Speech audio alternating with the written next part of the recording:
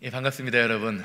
오늘 아침에도 주님의 전에서 예배하시는 여러분들의 삶에, 가정에 하나님의 놀라운 은혜와 사랑, 그 능력이 풍성하게 되기를 주님의 이름으로 소망합니다. 성경을 보면요, 예수님께서 이 땅에서 3년 동안 사역하시는 동안에 하나님의 능력, 하나님의 권세로 수많은 표적과 기적들을 행하심을 볼 수 있습니다. 제자들이 보는 앞에서 물 위를 걷기도 하셨고, 보리떡 5개와 물고기 2마리로 5,000명을 먹이시기도 하셨으며, 가는 곳곳마다 수많은 귀신과 병자들을 고치는 능력을 행하셨습니다. 우리가 많이 들어서 알고 있는 사실입니다. 자, 그러면 한번 생각해 보시기 바랍니다. 이렇게 수많은 예수님의 기적 가운데에서 여러분은 어떤 기적이 가장 신기하고 놀랍다라고 생각이 드십니까? 아마 이 질문에 대한 대답은요, 사람마다 다 다를 수 있을 것입니다. 어떤 것을 재미있게 들었던지, 어떤 것이 인상 깊었는지 아마 다를 수 있을 것입니다. 그런데 저는요, 개인적으로 오늘 우리가 함께 살펴볼 예수님이 자신의 친구 나사로를 살리신 일, 이 일이 아닐까라는 생각을 해보게 됩니다. 왜냐하면 예수님께서 나사로의 집에 도착하셨을 때에는요, 이미 나사로가 죽은 지 나흘 4일이 지나서 살이 썩은 냄새가 진동했다 할 만큼 죽음이 확정되어 있었던 상태였기 때문입니다. 요한복음 11장 39절 말씀 보시기 바랍니다. 예수께서 이르시되 돌을 옮겨 놓으라 하시니 그 죽은 자의 누이 마르다가 이르되 주여, 죽은 지가 나흘이 되었음에 벌써 냄새가 나나이다. 이처럼 예수님께서 나사로의 집에 도착하셨을 때에는요, 나사로의 식구들과 주변 사람들조차도 나사로는 죽었다, 이미 모든 것이 끝나버렸다라고 할 만큼 절망적인 상황이었습니다. 그런데 예수님께서는요, 주변 사람들의 이런 모든 부정적인 시선을 물리쳐 버리시고 하나님의 능력을 통하여 죽은 나사로를 살리셨습니다.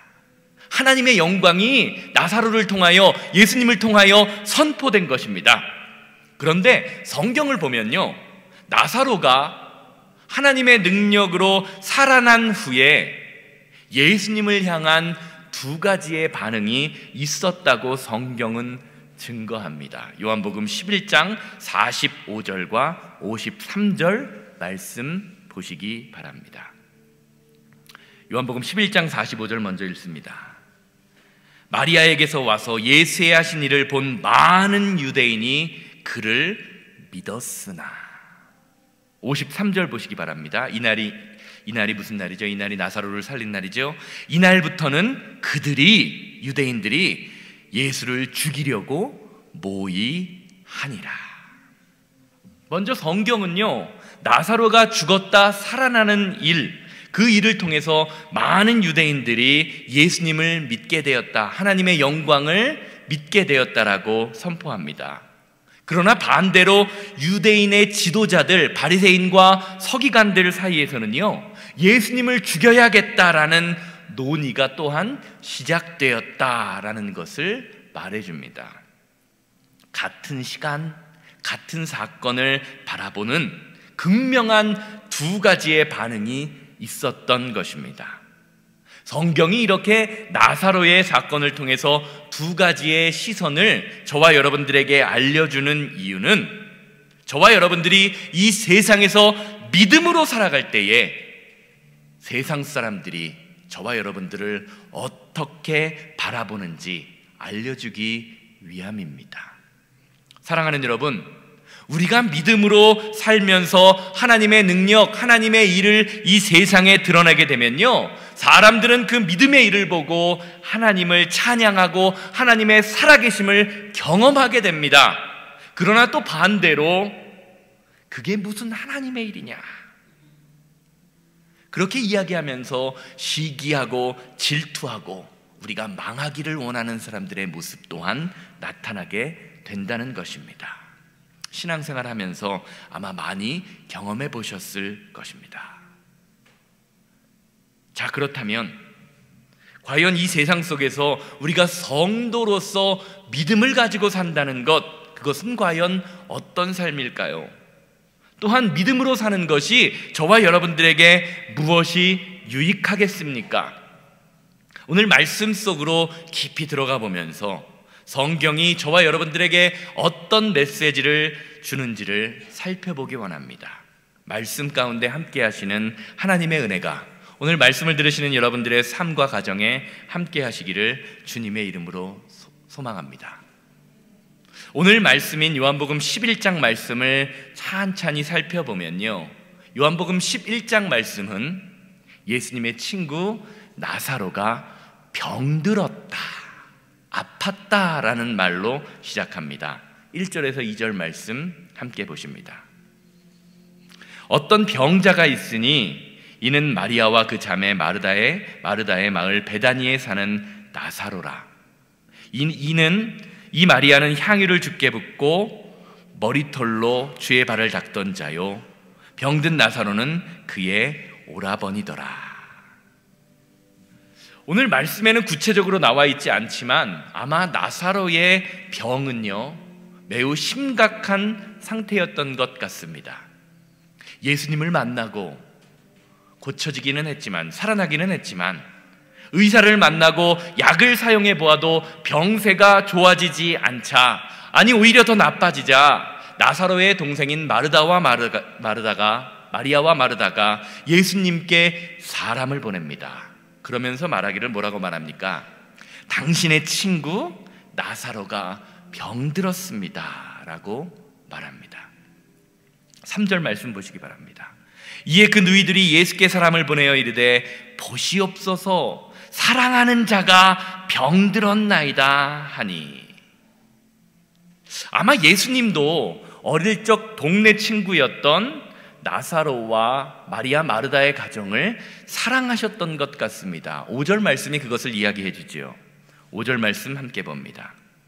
예수께서 본래 마르다와 그 동생과 나사로를 사랑하시더니. 오늘 말씀을 보면요, 예수님과 나사로의 가정이 서로 사랑으로 연결되어 있는 것을 볼 수 있습니다. 예수님도 나사로의 가정을 사랑하셨고 나사로도 예수님을 사랑하셨습니다.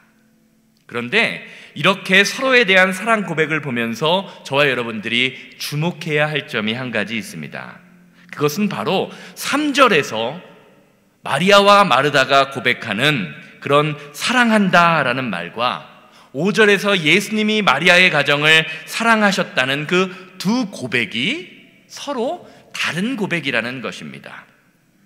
우리말로 번역된 성경에는 3절과 5절 말씀 둘 다 사랑한다라고 번역해 놓았지만 헬라어 원어를 살펴보면요, 3절에서 말하는 나사로의 동생들이 말하는 그 사랑하시는 자에서의 사랑이라는 단어는 친구 혹은 사람과 사람 사이의 우정을 말하는 필레오라는 단어를 사용했습니다. 다시 말하면 지금 나사로와 동생들인 마리아와 마르다는 예수님의 친구 나사로가 예수님과 아주 친한 사이였으니, 인간적으로 친한 사이였으니 나사로가 죽어가는 것, 병들어 있는 것을 외면하지 말라는 인간적인 부탁, 감정에 호소하는 부탁을 하고 있는 것입니다. 그런데 이렇게 인간적인 사랑으로 다가오는 나사로의 동생들에게 예수님께서는요, 인간적인 사랑 필레오로 응답하시지 않으시고 어떤 희생이라도 감당하고자 하는 다짐, 십자가의 사랑이라는 의미를 가지고 있는 아가파오, 5절의 말씀은요 필레오가 아니라 아가파오의 마음으로 다가가고 계십니다. 쉽게 말하면 예수님의 마음과 나사로의 가족들의 마음이 서로 다르다라는 것입니다. 왜 이렇게 두 가정이 사랑으로 연결되어 있다고 성경이 이야기하는데 다른 마음을 가지고 있을까요? 그것을 살펴보기 위해서는 나사로의 질병, 나사로의 아픔을 대하는 두 부류, 예수님과 나사로의 가족의 관점을 살펴보아야 합니다. 4절 말씀 보시기 바랍니다. 예수께서 들으시고 이르시되 이 병, 나사로의 병이죠, 이 병은 죽을 병이 아니라 하나님의 영광을 위함이요 하나님의 아들이 이로 말미암아 영광을 받게 하려 함이라 하시더라. 4절 말씀을 보면요, 나사로의 병을 바라보는 예수님의 목적과 마리아 마르다의 목적이 서로 다릅니다. 나사로의 동생들은요, 오빠 나사로의 질병이 죽을 병이다 라고 생각하고 있습니다. 왜 그랬을까요? 세상의 전문가들인 의사가 그렇게 말했기 때문입니다. 그렇기에 이 두 여인의 목적, 예수님을 찾아온 목적은요, 단순히 그들 앞에 닥친 문제, 죽을 병을 해결하는 데 있었습니다. 그런데 오늘 말씀을 보면요, 예수님께서는 나사로가 병들었다라는 그 소식을 듣고서 죽을 병이 아니다라고 말씀하시면서 다른 것을 말씀하고 계십니다. 무엇입니까? 바로 하나님의 영광입니다. 그들 앞에 있는 고난, 질병, 죽음이 진짜 문제가 아니라 문제의 너머에 있는 하나님의 영광이 드러나는 것, 그것이 예수님의 목적이었던 것입니다. 사랑하는 여러분, 우리도 인생을 살면서요, 수많은 문제를 만나게 됩니다. 질병을 만나기도 하고요, 재정적인 문제를 만나기도 하고요, 현실적인 문제를 만나기도 합니다. 이런 상황 가운데에서 혹시 저와 여러분들은 나사로의 가족처럼 그렇게 그 문제에 반응하고 계시지는 않으십니까? 문제를 만납니다. 그 문제를 해결하기 위해 예수님 앞에 무릎 꿇습니다. 그러나 그 해결 방법이 하나님의 방법이 아니라 세상의 방법, 인간적인 방법으로 힘쓰고 애쓰며 울고 있지 않은지 저와 여러분들의 모습을 돌아보아야 한다는 것입니다. 사랑하는 여러분, 지난주에 말씀드린 것처럼 하나님께서는요, 저와 여러분들의 삶과 죽음, 우리가 운영하는 교회와 사업의 성공과 실패를 초월하는 분입니다. 그렇기에 우리가 성도로서 이 세상에서 성공하는 것, 잘 먹고 잘 사는 것보다 중요한 것은 하나님의 영광이, 하나님의 능력이 저와 여러분들의 삶을 통하여, 우리 교회를 통하여 드러나게 되는 것입니다. 이것이 바로 사도 바울이 고백하는 사나 죽으나 하나님이 존귀하게 되는 삶, 그것인 것입니다. 오늘 말씀을 들으시는 여러분들의 삶 속에 오직 하나님의 영광만이 선포되고 고백되는, 그래서 죽음 너머에 있는 고난, 그것 너머에 있는 하나님의 영광이 선포되는 놀라운 역사가 저와 여러분들의 삶 가운데 드러나게 되기를 주님의 이름으로 소망합니다. 자, 그러면 저와 여러분들이 성도로서 하나님의 영광으로 산다라고 하는 것, 그것은 과연 무엇을 의미할까요? 그것을 알기 위해서는요, 방금 읽은 4절 말씀을 자세히 살펴보아야 합니다. 4절 말씀 다시 한번 보십니다. 예수께서 들으시고 이르시되 이 병은 죽을 병이 아니라 하나님의 영광을 위함이요 하나님의 아들이 이로 말미암아 영광을 받게 하려 함이라 하시더라. 4절 말씀을 가만히 보면요, 예수님의 말씀은 나사로의 병이 죽을 병이 아니라 이 병을 통하여 하나님의 아들인 예수 그리스도가 영광받게 될 것이다 라고 말씀하고 계십니다. 나사로에 닥친 고난, 어려움, 죽음이 고난이 아니라, 죽음이 아니라 살아계신 하나님을 증거하게 되는, 하나님의 영광이 드러나는 축복의 통로가 된다는 말입니다. 사랑하는 여러분, 성도는요, 물질로 인해 흥하는 사람이 아닙니다. 건강으로 인해 흥하거나 지식과 세상 것으로 흥하는 사람이 아닙니다. 성도는요, 우리와 함께 하시는 예수님으로 흥하는 사람, 예수님으로 성공하는 사람이 바로 성도라고 불리는 사람입니다. 그리고 내 안에 계신 예수님이 흥하게 될 때 그 예수님을 통하여 나 또한, 나의 인생 또한 성공적으로 흘러가는 사람이 성도입니다. 이것이 성경이 말하는 축복의 의미입니다. 믿으십니까? 그렇게 저와 여러분들의 삶을 통해서요, 예수님의 말씀이 실현되어야 하고, 예수님의 사랑이 실현되어야 하고, 예수님의 겸손과 온유가 드러나는 것, 그것이 바로 신앙생활이라는 것입니다. 그리고 결국에는 예수님의 십자가가 저와 여러분들의 삶, 그리고 우리 교회를 통하여 드러나야 합니다. 6절에서 8절 말씀 보시기 바랍니다. 나사로가 병들었다 함을 들으시고 그 계시던 곳에 이틀 더 유하시고 그 후에 제자들에게 이르시되 유대로 다시 가자 하시니, 제자들이 말하되 랍비여, 방금도 유대인들이 돌로 치료하려였는데 또 그리로 가시려 하나이까? 나사로가 아프다라는 소식을 들으신 후에 어쩐 일인지 예수님께서는 당장 유대 땅, 자신의 고향으로 돌아가지 않으시고 이틀 후에 나사로가 있는 곳으로 돌아가자라고 말씀하십니다. 그런데 제자들이 보기에 예수님과 자신들이 유대로 돌아가려고 하는 데는 한 가지 커다란 문제가 있었습니다. 그것은 바로 유대 땅에 예수님을 돌로 쳐 죽이고자 했던 유대인들이 많이 있었던 것입니다. 예수님을 죽이려고 했던 유대인들을 두려워했던 제자들은요, 예수님께서 제자들이 있는 유대로 가자라고 이야기했을 때 예수님을 말립니다. 예수님, 거기 유대인들 참 많이 있어요. 방금도 그 유대인들이 돌로 치려고 했는데 예수님 왜 그리로 가려고 하십니까? 라고 하면서 말렸어요. 그런데 오늘 말씀에서 예수님이 하시는 말씀, 예수님의 제자들 이후에 예수님이 하시는 말씀을 보면요, 제자들의 의도는 다른 곳에 있었다라는 것을 알게 됩니다. 9절에서 10절 말씀 보시기 바랍니다. 예수께서 대답하시되 낮이 12시간이 아니냐?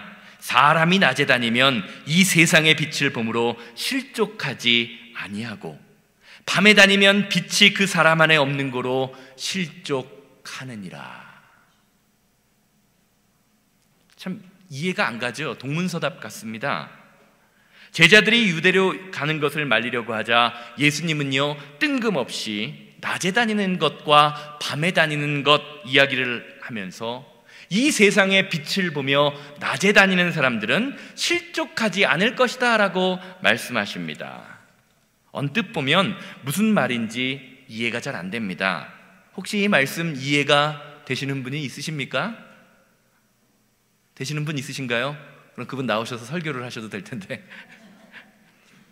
이 말씀을 이해하기 위해서는요, 우리가 요한복음 전체적인 맥락 속에서 예수님과 빛의 관계에 대하여 이해해야 합니다.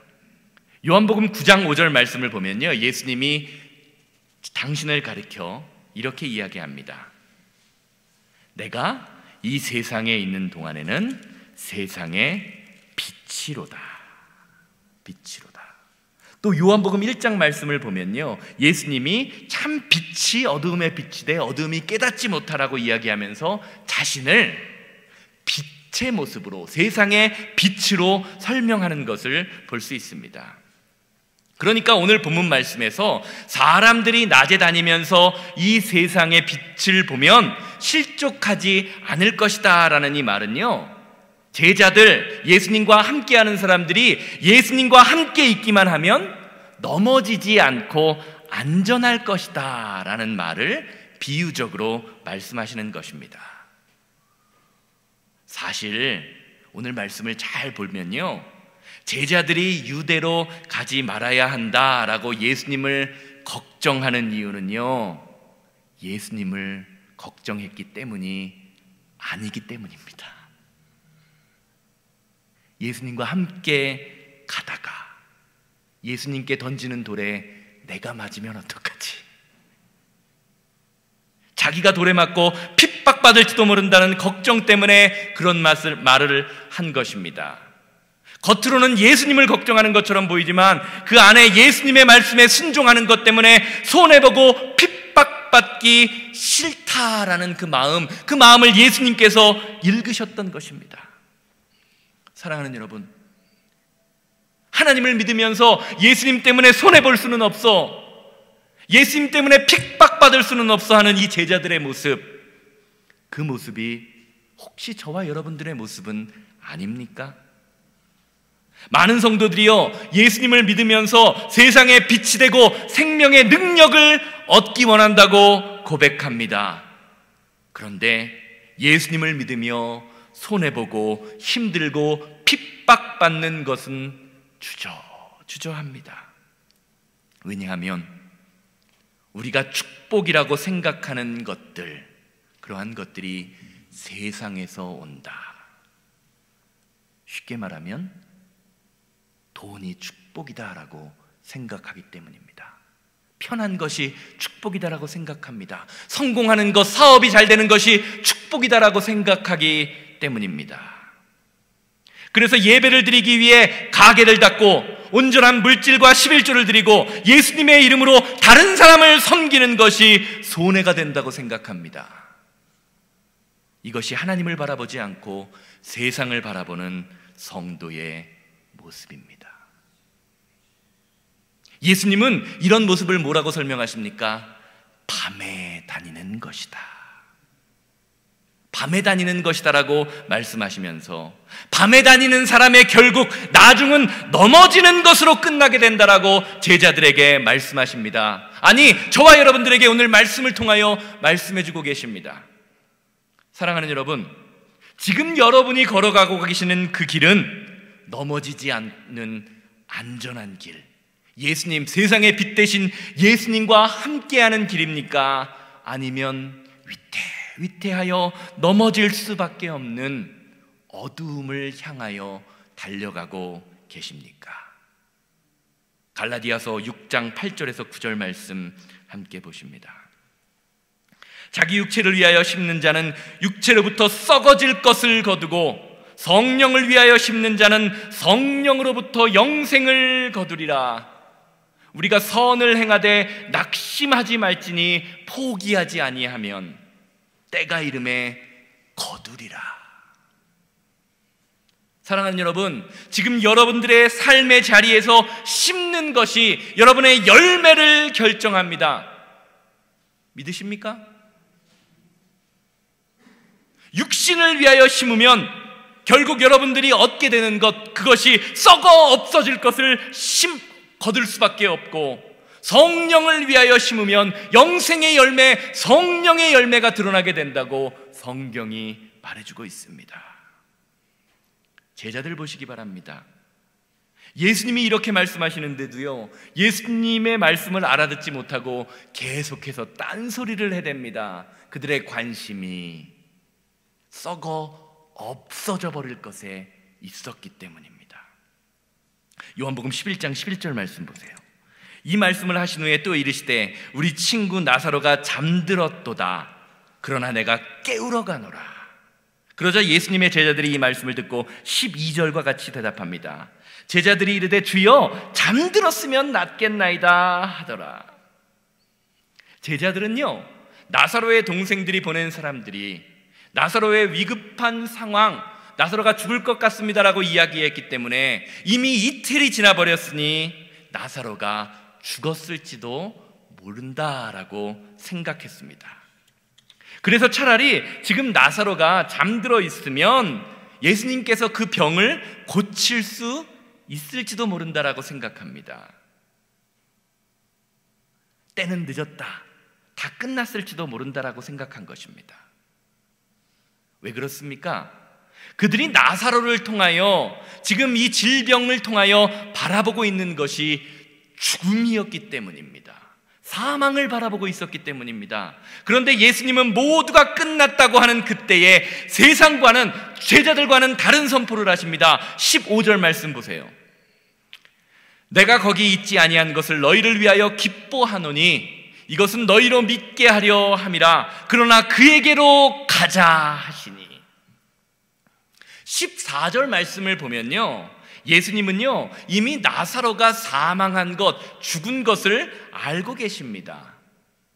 그런데 나사로에게로 향하는 길, 핍박과 고난이 눈앞에 있는 길, 모든 사람들이 죽음을 바라보고 있는 그 상황 속에서 예수님은요 반대로 죽음을 선포하시는 것이 아니라 기쁨을 선포하고 계십니다. 내가 거기에 있지 아니한 것을 기뻐한다. 왜 그렇습니까? 나사로의 죽음이 사람들이 보기에는 명백한 슬픔이요, 내가 유대로 올라가는 길이 사람들이 보기에는 명백한 고난과 핍박의 길이지만 예수님의 입장에서는요, 예수님을 구세주로 믿게 만들 수 있는 기회라는 것을 믿음의 눈으로 바라보고 계시기 때문입니다. 사랑하는 여러분, 신앙생활은요 모두가 죽음을 선포하는 그 자리에서 예수님의 생명을 선포하는 것입니다. 그럴 때에 저와 여러분들의 삶을 통해서 하나님의 능력이 나타나게 됩니다. 왜 우리가 성도, 하나님의 자녀라는 이름은 가졌지만 여전히 우리의 삶에서 고난과 죽음을 상징하는 세상에 빠져서 살아갈 수밖에 없을까요?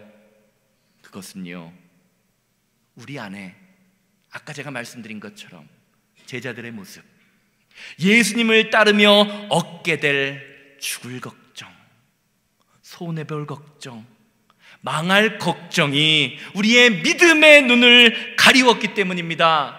믿음의 눈이 가리워져서 하나님이 주시는 생명의 삶, 회복의 삶, 능력의 삶, 우리 교회의 이름처럼 새 생명을 바라보지 못하기 때문에 여전히 우리는 세상을 바라보며 죽음을 바라보며 고난을 바라보며 살아갈 수밖에 없는 것입니다. 에스겔서 37장을 보면요, 하나님께서 마른 뼈가 군대가 되는 환상을 에스겔에게 보여주시기 전에 이렇게 말씀하십니다. 에스겔서 37장 3절 말씀 함께 보시기 바랍니다. 그가 내게 이르되 인자야, 이 뼈들이 능히 살 수 있겠느냐 하시기로 내가 대답하되 주 여호와여, 주께서 아시나이다. 이 주께서 아시나이다 라는 말씀이 무슨 말입니까? 이 뼈들을 주님께서는 살리실 수 있습니다 라는 고백입니다.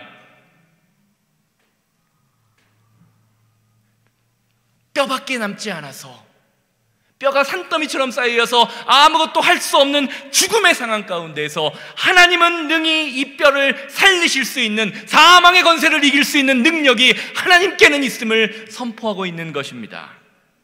사랑하는 여러분, 주님께서는 아시나이다, 주님은 할 수 있습니다라는 이 고백이 저와 여러분들의 인생, 그리고 저와 여러분들의 신앙생활을 바라보는 인생의 정답이 되기를 주님의 이름으로 소망합니다.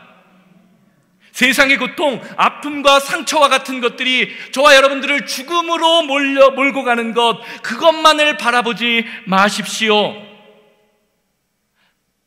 하나님 믿다가 손해보면 어떡하지? 하나님 때문에 손해보는 것, 다른 사람은 저렇게 잘 되는데 나만 왜 이 모양 이 꼴일까? 사망이 우리를 이끌어가는 모습입니다. 대신에 생명과 기쁨으로 대표되는 예수님과 함께 가는 길을 선택하는 여러분들 되시기를 주님의 이름으로 소망합니다. 예수님 따라가 보세요. 예수님과 함께 보세요. 예수님이 여러분들을 망하게 하려고 그 길로 인도하시겠습니까? 예수님을 따라가는 그 길을 선택하면요, 그 선택이 저와 여러분들을 생명의 길, 기쁨의 길로 인도합니다. 왜냐하면 예수님과 함께 가는 그 길이 세상에서 가장 안전한 길이기 때문입니다. 이것을 믿는 것이 신앙생활입니다.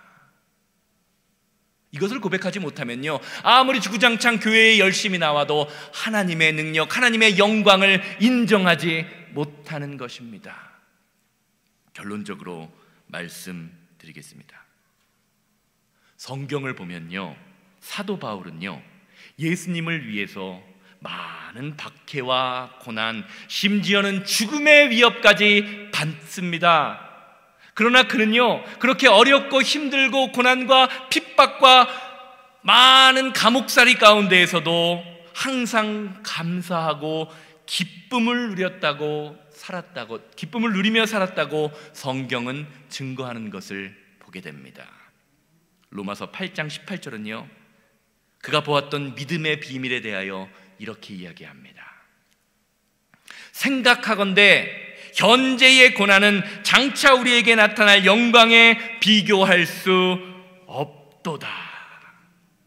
이 말씀을 반대로 생각하면 무엇입니까? 현재의 고난과 아픔과 예수님을 위한 십자가의 죽음이 없다면 장차 여러분들에게 나타날 영광도 없다는 것을 사도 바울은 이야기하고 있습니다. 세상의 소리와 논리를 듣지 마십시오. 그것은요, 100% 저와 여러분들을 죽음의 길로 이끌어갑니다.